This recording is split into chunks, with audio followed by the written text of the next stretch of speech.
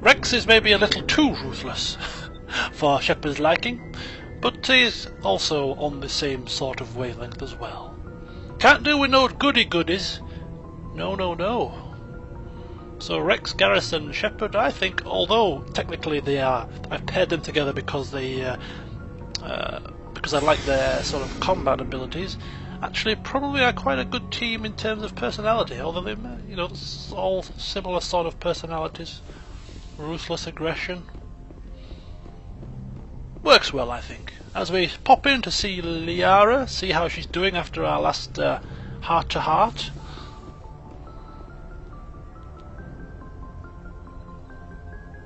Oh yes, I was just... oh, I'll let them speak briefly. I get the feeling you want to ask me something, Commander. And there's nothing to ask her, so we merely say goodbye. I just wanted to... Goodbye, Shepard. To see you, Liara. Just to quench my thirst. Anyway, yes, I was commenting on how we haven't spoken to Kaiden at all, and how we have no intentions of speaking to Kaiden, because he bores Shepard. Kaiden, I have no desire to speak to you. You can't get on with everybody, and you just have that sort of personality that grates upon me. Moaning about your biotics and how you get migraines and blah de blah. Shepard really has no time or effort to make small talk over such boring matters. But everybody else on the ship he gets on well with. You know, Tali, he likes Tali. He likes Liara, as you well know. More than likes Liara. Ashley, I think Ashley is a little bit hit and miss. I think because he does sort of ease up on females, he lets a lot of her racist tendencies slide a little bit. But if she was a male character, he would probably dismiss Ashley off the ship. For her views, a couple of times she's questioned his authority, questions his decision making, and as we know, Shepard likes people to know he's in control, and if anybody questions his authority, they will be out on their ear. It's merely the fact that Ashley is a female that she is still on board. Message from Admiral Hackett, Commander. Patching it through. We just received your report. Looks like this Geth incursion was bigger than we thought. They were probably preparing for a major offensive in the system. We're increasing patrols in the Armstrong cluster to make sure they can't establish another foothold in the region. Nice job, Shepard. You saved a lot of human lives on this mission. Oh yeah. Hackett out. It's what I do, Hackett. It's what I do. Good old Shepard, right? Where are we going now? I vaguely... oh yes, that's it. I was explaining that we have done quite a few now of the side missions.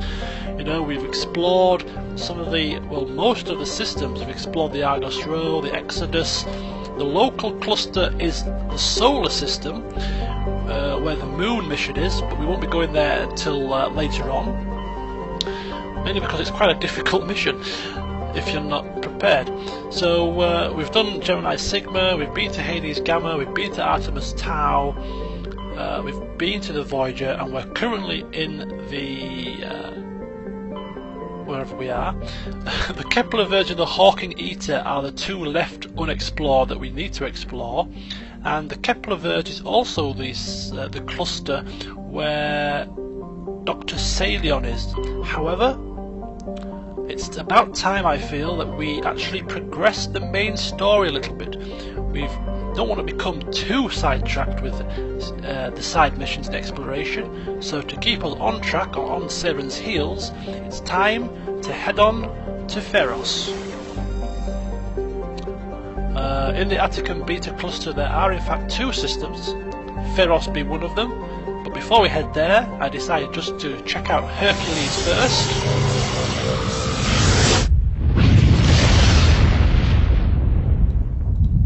Once we're done here, it's on to Feros. Patching it through. Hackett, is that you again? Normandy, this is Alliance Command. Hey, indeed it is. We're detecting your presence in the Atticum Beta cluster. Really? One of our surveillance drones was gathering intel on Geth activities in the region when it was spotted and shot down. You need to go ground side and recover the drone's data module before the Geth find it. Okay, a simple collection mission. But as you well know, why would the game implement such a simple collection mission? It's bound to go wrong somehow. Zetaurus, nice orangey, yellow, glowing planet. Hydrogen helium gas giant with high-level decks of sulfur clouds. And vast electrical storm fronts can be seen flickering, eh? Elitania. A very Earth-like looking planet which we can land on, so we'll save that to last. Zathoran. Small rock planet with a thin atmosphere of something. Too quick, I had no interest in reading that one. Sayadid, or Sayided. The proximity of the energetic star Hercules causes constant blue and violet aurorae in Sayaded's nitrogen-argon atmosphere. During periods of increased solar flares, the aurorae are bright enough to read by on the surface, and can be seen with the off-the-shelf optics from a distance of several AU. Sayaded's scorching hot surface is mainly composed of magnesium with deposits of iron. A surprising variety of simple carbon-based life flourishes in a complex network of cave systems that wind through the crust, protected from Hercules' heat and radiation. 523 degrees Celsius. And here we go, Elitania. Level 1 toxic hazard. Elitania appears to be a world eminently suited for colonization. Sadly, appearances are deceiving. It is covered by a verdant carpet of mosses, algae and lichen, and possesses a thick oxygenated atmosphere, but the animal kingdom is a web of microscopic symbiotic creatures. These are impossible to filter from the air and are necessary for the native life to thrive. Unfortunately, they also cause anaphylactic shock when inhaled by non-native life. Nice. In short, settlement requires either fully sealed environment suits or replacement of the entire world's ecosystem. Some have proposed limited colonization at altitudes above the symbiote's range or in areas where favourable winds keep the air clear. So, barring those little microscopic bacteria that cause you to go into death-defying anaphylactic shock, quite a nice place.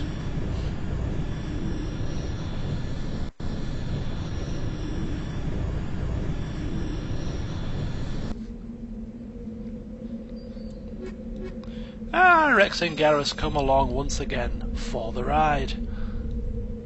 We wouldn't have it any other way. And we get dropped off, and another calamitous entry. Okay, so first things first, I notice as we get a quick briefing on the mission. Find the drone containing the data module. And we see that the module is all the way over there, not too far away actually, so that's where we will be meandering towards in the first instance. And yeah, I notice all the way in the distance in the sky what appears to be a form of God ray.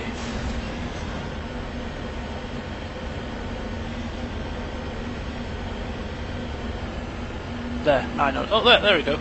Look, a God ray.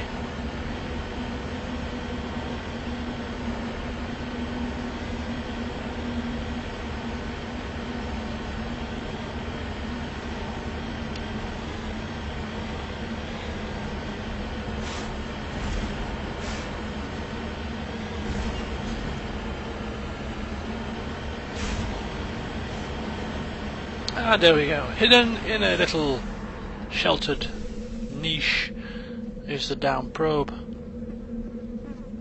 This is the surveillance drone, but where's the data module? That's a good question, Rex. A monkey-like creature seems to have made off with it. Guess we're doing this the hard way. Yep. A hide-and-seek type situation. The monkey takes the data module and hides, and we must seek it out. I knew this would not be a simple collection mission. Good old Fifth Fleet, sending us all the way here and leaving us in the mire. Right, well, we have several monkey colonies, all of which will probably need to be searched for us to find the data module unless we got lucky and discover the module early on. So first things first, I decided to head on over to the debris and then work in a clockwise direction through the various colonies.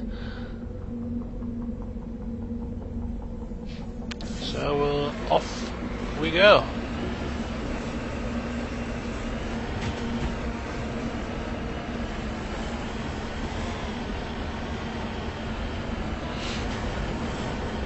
So I think we're about 12 hours into the game now, judging by the game saves, or maybe about 11.5 hours to 12 hours, and already level 20, I think we were 22, 23, that's actually, from what I'm imagining, I think I finished the first playthrough around about level 36 on the first time round. I'm hazarding a guess, I think it was round about that level, so I'm not doing too badly.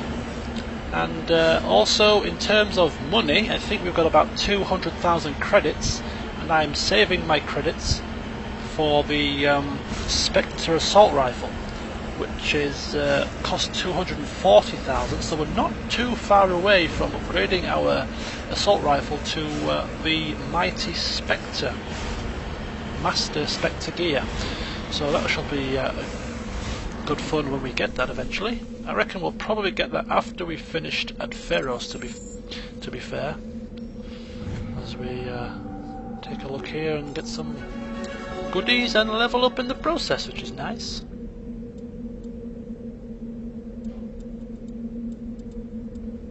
And I think I'm going to... do I put it into assault training? I'd be silly to put it in assault training. I should put it in assault rifles. Or lift. Yeah, I think I go for advanced lift actually. Yeah, there we go. Yeah, good. And I will be putting my next few points into assault rifles to get advanced overkill. Garrus! Assault rifles maybe?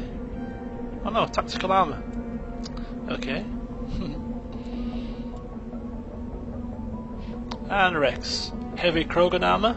I think so.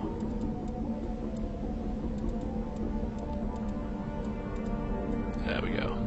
Heavy Krogan battle armor, which we will probably give him now, straight away. Oh yes, I remember.